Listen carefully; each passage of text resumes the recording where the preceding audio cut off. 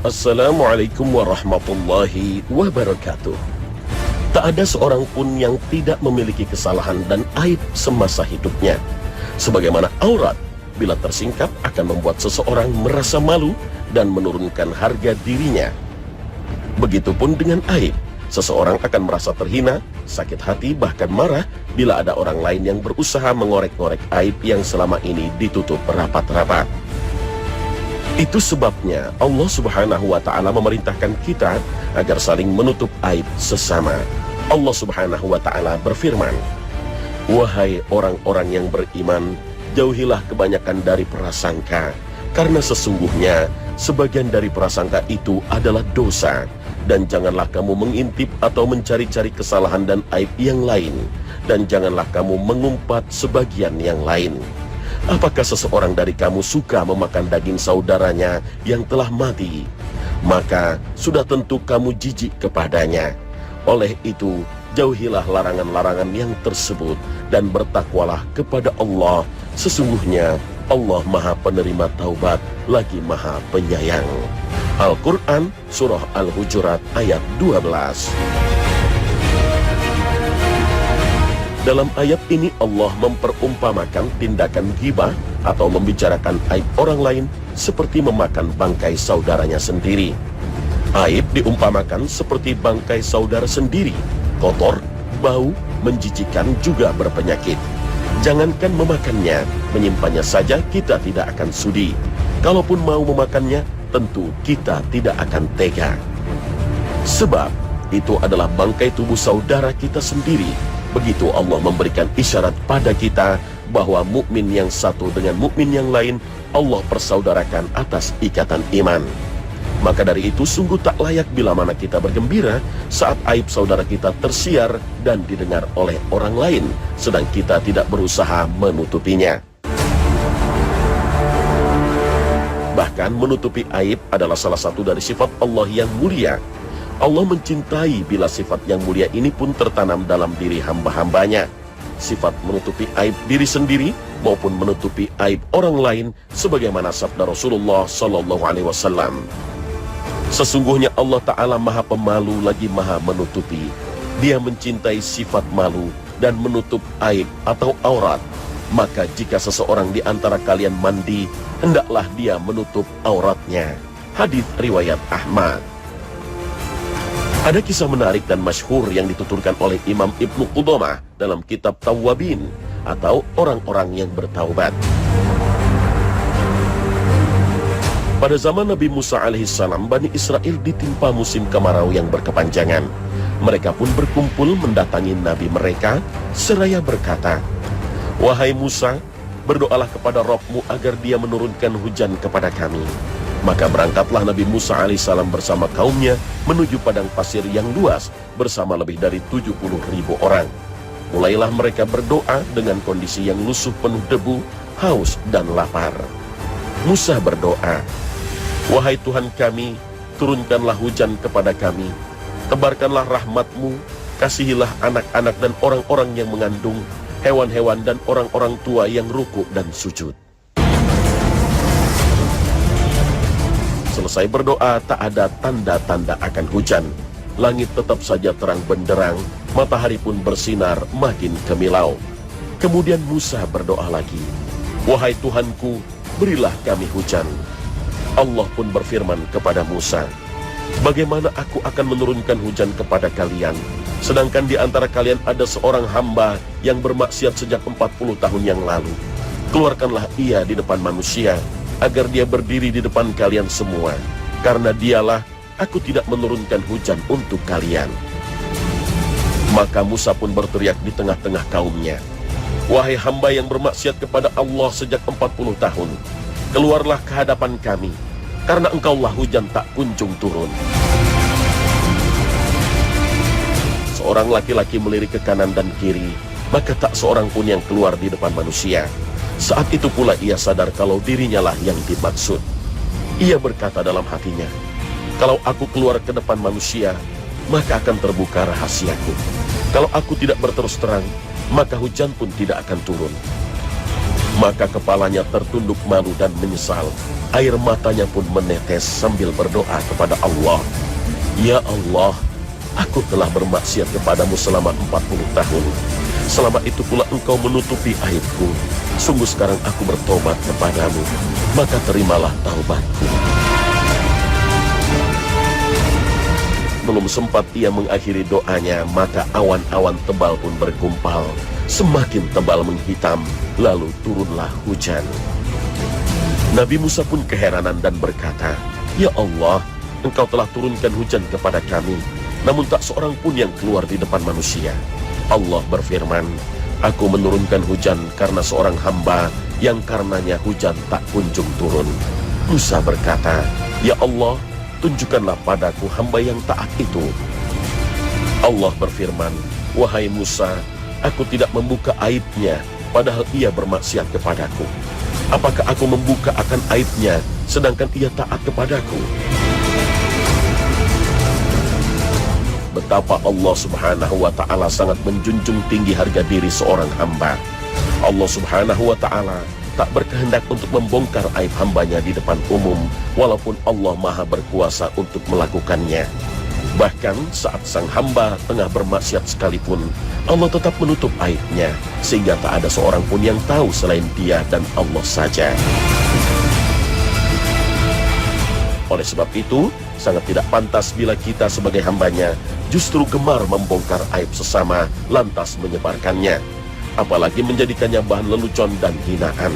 Terhadap perilaku seperti ini, Rasulullah SAW berpesan, Wahai orang yang beriman dengan lisannya tetapi tidak beriman dengan hatinya, janganlah kamu mengumpat kaum muslimin dan janganlah mengintip aib mereka.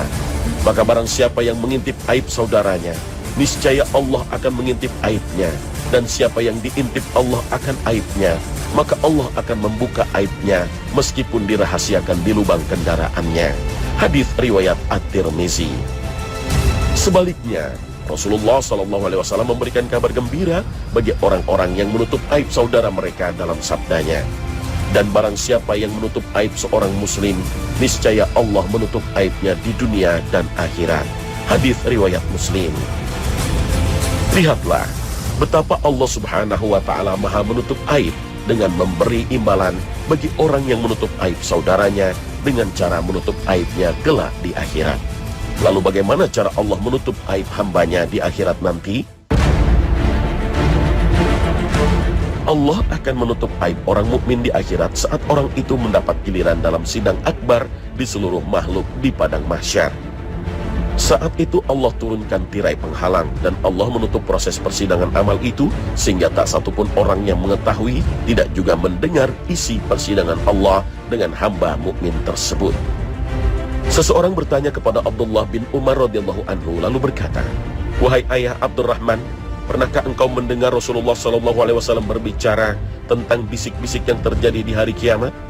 Abdullah bin Umar radhiyallahu anhu menjawab, Aku mendengar Rasulullah SAW berkata, Sesungguhnya Allah mendekatkan seorang hamba mukmin pada hari kiamat. Lalu Allah mendatangkan penutup, lalu menutupi hamba mukmin tersebut dari pandangan manusia. Kemudian Allah berfirman kepada hamba mukmin tersebut, Apakah kamu mengenal dosamu yang ini? Apakah kamu mengenal dosamu yang ini? Maka mukmin tersebut berkata, Ya, wahai Rabbku. Hingga ketika Allah telah membuat dia mengakui semua dosanya dan dia memandang bahwa dirinya akan celaka, Allah berfirman, Aku telah menutupi semua dosamu itu di dunia dan aku mengampuninya untukmu pada hari ini. Maka orang itu diberikan kitab catatan kebaikannya. Adapun orang kafir dan orang-orang munafik, maka para saksi berkata, mereka itulah orang-orang yang mendustakan Rabb mereka. Maka laknat Allah atas orang-orang yang zalim. Al-Quran Surah Hud ayat 18. Hadis riwayat Al-Bukhari.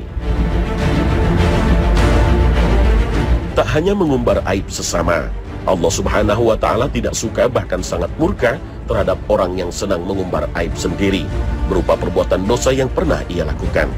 Orang melakukan dosa malah menceritakan pada orang lain, padahal saat dia melakukan maksiat, Allah telah menutupi aibnya dari orang lain agar terjaga diri dan kehormatannya. Rasulullah SAW memperingatkan pada orang yang mengumbar aib kemaksiatan dirinya kepada orang lain bahwa ia tak akan diberi ampunan oleh Allah Subhanahu wa Ta'ala. Na'udzubillah.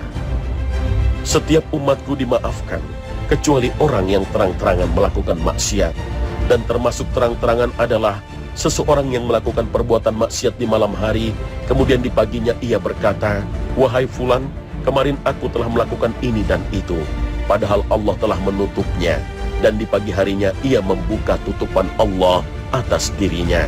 Hadis riwayat Bukhari, Muslim. Menutup aib merupakan sifat Allah yang mulia, dan sepantasnya kita mengamalkan sifat mulia ini. Keburukan dan kejahatan apapun yang kita lakukan, pasti Allah menutupinya dari orang lain. Tentu karena menjaga kehormatan manusia. Karena menutup aib memang menjadi sifat Allah yang mulia. Maka jika kita melakukan kesalahan atau dosa tanpa diketahui orang lain, bukan berarti karena kepandaian kita menutupi aib kita sendiri, tapi karena Allah Subhanahu wa Ta'ala Maha menutup aib.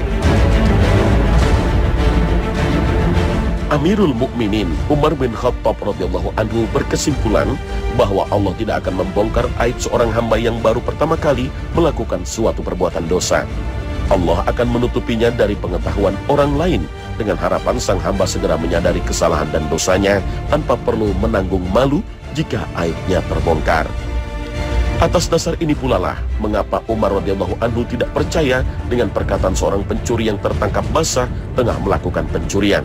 Kala itu sang pencuri ditanya oleh Amirul Mukminin Umar radhiyallahu anhu, "Sudah berapa kalikah engkau mencuri?"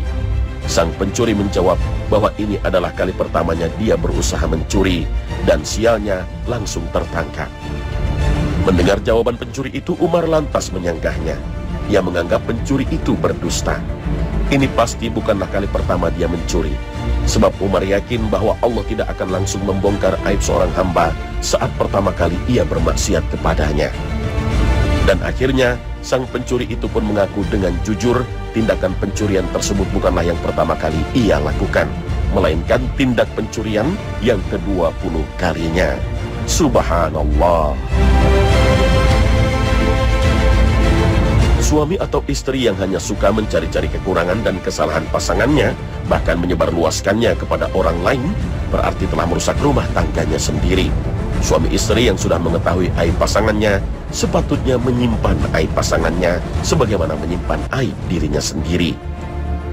Istri ibarat pakaian bagi suaminya, begitu pula sebaliknya. Pakaian berfungsi utama untuk menutupi aurat. Begitu pula seharusnya hubungan yang terjalin antara suami istri seharusnya juga dibangun atas semangat untuk menutupi aib pasangannya, bukan malah sebaliknya, mengumbar aib pasangannya kepada rekan curhatnya dengan dalih mencari solusi. Allah Subhanahu wa Ta'ala berfirman, "Mereka adalah pakaian bagimu, dan kamu pun adalah pakaian bagi mereka." Al-Quran Surah Al-Baqarah ayat 187. Pakaian merupakan identitas diri. Apa yang kita pakai menggambarkan diri kita. Suami istri merupakan satu paket, sehingga pada saat suami istri keluar rumah, berarti masing-masing membawa dua identitas sekaligus. Masing-masing seharusnya saling menjaga diri, karena suami merupakan identitas bagi istri. Demikian pula sebaliknya.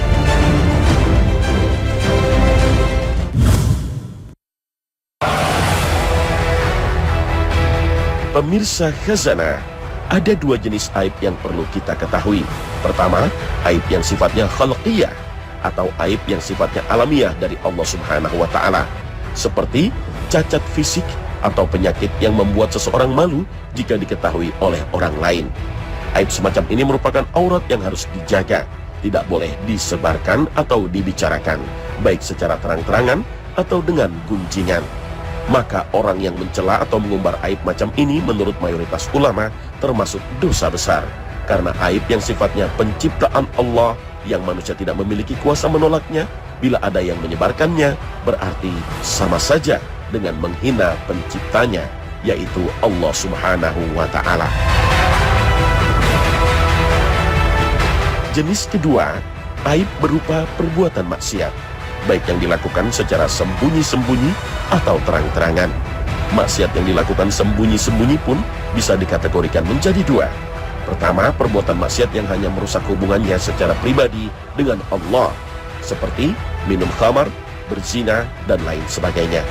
Jika seorang muslim mendapati saudaranya melakukan perbuatan seperti ini, ia tidak boleh menyebarluaskannya, walaupun tetap berkewajiban untuk melakukan amar ma'ruf dan nahi munkar, mencegah dan menasihati saudaranya agar tidak kembali melakukan dosa itu.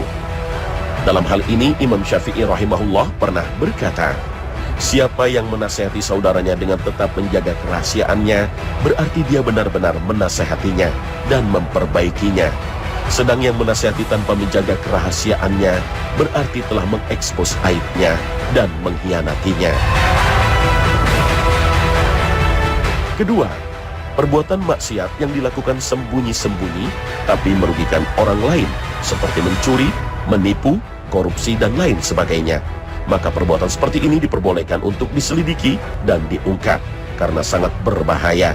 Jika dibiarkan, akan lebih banyak lagi merugikan orang lain.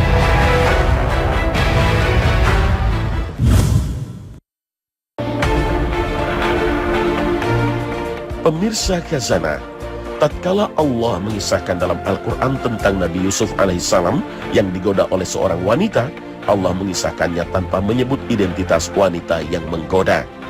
Mengapa demikian? Sebab wanita penggoda itu masih memiliki rasa malu saat menggoda Nabi Yusuf alaihissalam. Karena saat melakukan perbuatan itu, wanita tersebut masih menutup tirai, tidak dilakukan secara terang-terangan di muka umum. Ia malu dan tidak ingin ada orang lain yang tahu tentang perbuatannya. Itu sebabnya Allah Subhanahu wa Ta'ala menutupi aibnya dengan cara tidak menyebut namanya di dalam Al-Quran.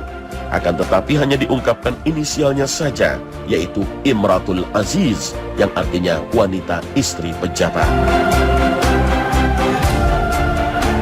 Sungguh indah ajaran Islam yang menuntun kita agar menjaga aib kita sendiri dan menjaga aib orang lain, serta terus berupaya memperbaiki diri. Betapa Allah Subhanahu wa Ta'ala maha bijaksana. Tak hanya sekali, namun berulang kali Allah menutup dosa-dosa kita. Hanya karena masih memiliki rasa malu, Allah tidak membuka identitas kita. Pernahkah ada seseorang yang nampak baik di hadapan orang lain? Apakah semua karena begitu banyaknya kebaikan yang dilakukan orang itu? Ataukah karena Allah menutupi aibnya? Kita tidak tahu siapakah yang terbaik di antara kita. Begitu pula sebaliknya, kita tidak pernah tahu dengan pasti siapakah yang lebih berlumuran dosa di antara kita. Apa yang nampak baik pada diri seseorang secara kasat mata, seperti berbusana sopan atau bertutur kata santun, tak serta-merta dapat disimpulkan bahwa dirinya memang baik. Mereka yang diberi gelar soleh oleh saudaranya belum tentu yang terbaik atau tersuci di antara mereka, karena mereka juga manusia yang penuh dosa, dan hanya Allah lah yang mengetahui kualitas sesungguhnya seorang hamba. Hanya saja mereka tengah berjuang untuk memperbaiki dirinya dengan segala harap akan ampunan Allah, serta cemas akan segala khilaf yang telah diperbuatnya di masa lalu. Berbahagialah orang yang disibukkan dengan aibnya sendiri, sehingga ia tidak sempat memperhatikan aib orang lain. Hadis riwayat Al-Bazzar.